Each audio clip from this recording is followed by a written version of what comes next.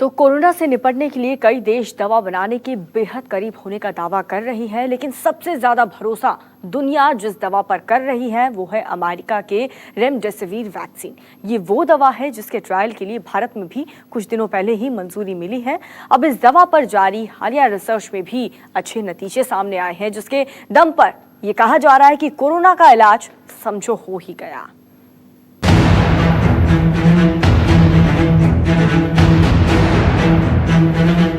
अमेरिकी दवा से हारेगा कोरोना।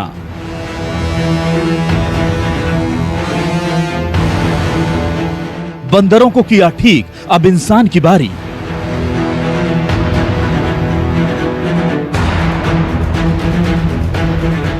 इंसानी ट्रायल में रेमडेसिविर बनी सुपर वैक्सीन।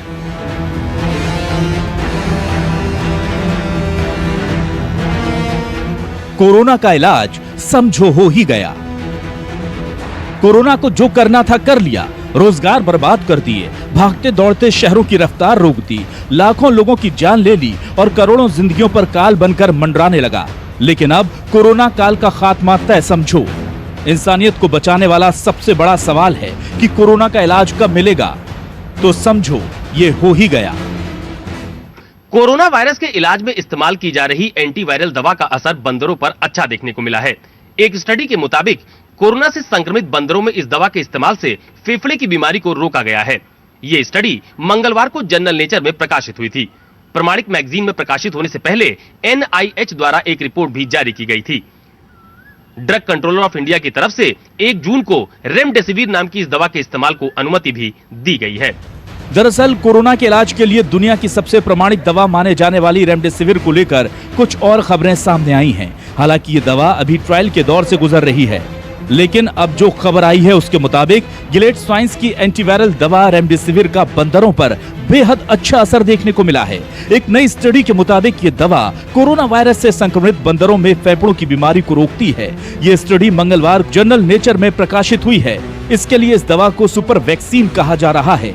स्टडी के अनुसार जिन बंदरों को रेमडेसिविर दवा दी गई उनमें श्वसन रोग के कोई लक्षण नहीं दिखे। इस दवा ने उनके फेफड़ों को हुए नुकसान को भी कम किया। स्टडी के लेखकों ने कहा कि रेमडेसिविर से इलाज किए जा रहे बंदरों के फेफड़ों में वायरल लोड या वायरस की मात्रा भी कम पाई गई।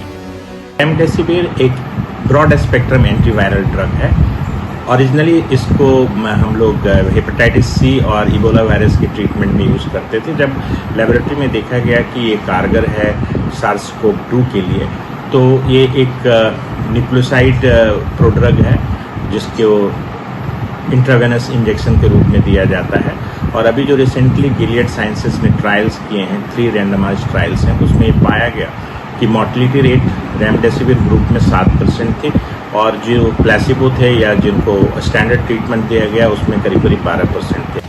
रेमडेसिविर को लेकर जो भी टेस्ट या ट्रायल हो रहे हैं उनसे कोरोना की काट की उम्मीद और बंधती जा रही है। इस दवा की इस स्टडी के निष्कर्षों पर अप्रैल के महीने में US national institute of health के द्वारा एक रिपोर्ट भी जारी की जा चुकी है।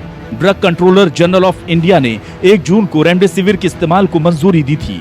मतलब अब भारत में भी गंभीर रूप से बीमार कोरोना के मरीजों को डॉक्टरों की तरफ से यह दवा दी जा रही है। अब ये मांग की जा रही है कि इस दवा के ट्रायल को और विस्तार देने का वक्त आ गया है।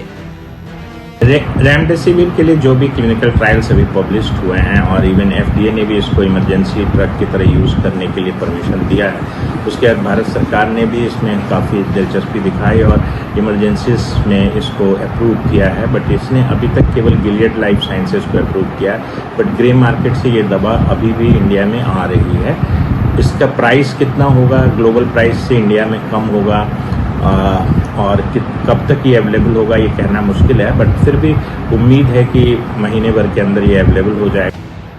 देश में रेमडेसिविर के इलाज की अनुमति मिलने के बाद अब मुंबई की कंपनी क्लिनेरा को इस दवा के आयात करने को मंजूरी मिली है। रेमडेसिविर को बनाने वाली कंपनी फेज 3 क्लिनिकल ट्रायल के आंकड़ों के मुताबिक इस दवा को गंभीर मरीजों को महज 5 दिनों तक देने से अच्छे रिजल्ट देखने को मिले हैं।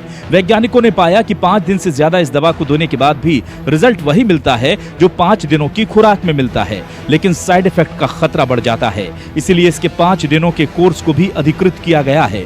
लगातार 5 दिनों तक इस दवा को खाने से करीब 65% मरीजों की हालात में 11वें दिन से ही काफी सुधार देखे गए। यहाँ ये जानना जरूरी है कि रेमडेसिविर दवा आखिर है क्या। इबोला के इलाज के लिए बनी थी रेमडेसिविर। किसी भी वायरस के लिए घातक है रेमडेसिविर। रेमडेसिविर ने अमेरिका में 125 में से 123 मरीज ठीक किए।